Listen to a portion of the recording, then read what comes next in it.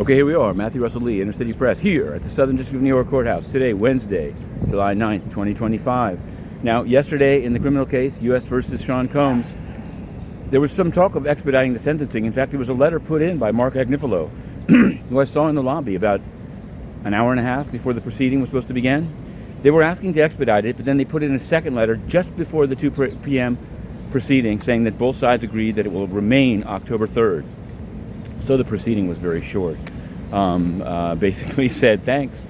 So we live tweeted it. A total of 2 tweets, by the way, compared to the hundreds on previous days. However, the key date that I saw in the schedule is that by July 11th, which is Friday, the government is supposed to put in its presentation on offense conduct, which is basically relevant conduct, which is this concept that conduct beyond the 2 Mann Act charges could be considered as sentencing. That's the government's argument.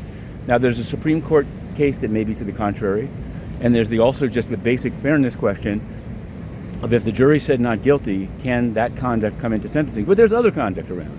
So we'll have to see. And the biggest question I have is whether the government's filing will be put in the docket. They basically have been not putting a lot of things in the docket in this case, so we'll just have to see. Now, we also cover the civil cases of Sean Combs. One that we wrote up late yesterday, or you may see it today. It was John Doe versus Sean Combs. A guy worked for Royal Reigns, and he says that at a party in 2021, he had a drink, he felt confused and drugged, saw Sean Combs on top of him, and has had trauma ever since. Judge Etkin ruled yesterday that he has to give his name in 7 days or the case is dismissed. That's what's happening in the civil cases. It didn't happen in the criminal case. It remains that Mia and James remain nameless, even though many people knew who they were. We suffered some threats on that front, although we comply with all the rules. That said, let me go on, because of course there are other things here. First, on the quasi-hip-hop beat, there's a case by a photographer, photojournalist, cameraman, against Megan Thee Stallion.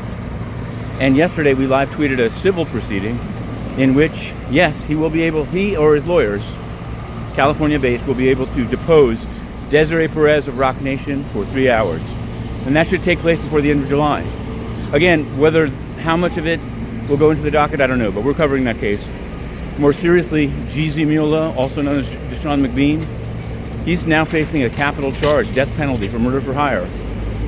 He's got bigger problems than his previous music. And there's now a schedule. The trial, it runs into 2026. Death penalty cases take a long time. C.E.G. Luigi Mangione, which we're also covering.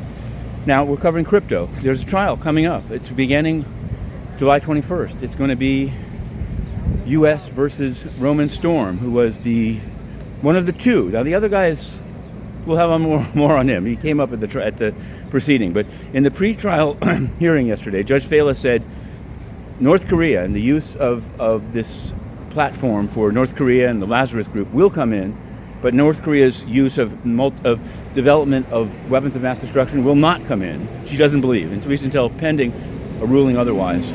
Same thing with the 2022 sanctions. She said you can't get them in because they were later repealed. And if you get them in, then we have to tell the jury that they were repealed. So we're going to be covering that trial. Now we get to the United Nations. Yesterday we asked them a slew of questions, some of which were related to the Sean Combs trial and juries and alternates. No answers at all. And I found later that spokesman Stephane Dujarric, okay? He's the spokesman. He was the spokesman for Kofi Annan. He was the spokesman for Ban Ki-moon. He's the spokesman for Antonio Guterres. He had a role in having Inner City Press banned for its coverage. We used to ask him more questions than anyone there. He didn't like it.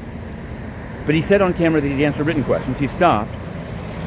We sometimes include his X handle, in our stories about unanswered questions.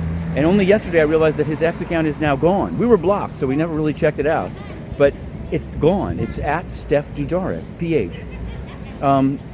Unceremoniously gone. He opened an account on Blue Sky, but has no content. So I don't know. I don't know how it works, but I think if you're getting paid massive amounts of money to be a spokesman for a global organization, it's pretty strange to have no social media or to actually eliminate your social media. I mean, you're free to do it, but it seems like maybe you should, I don't know, money for nothing. That's the title. Anyway, we're going to put in more questions to him now. We're going in, and we have some great cases to cover today. Watch this feed.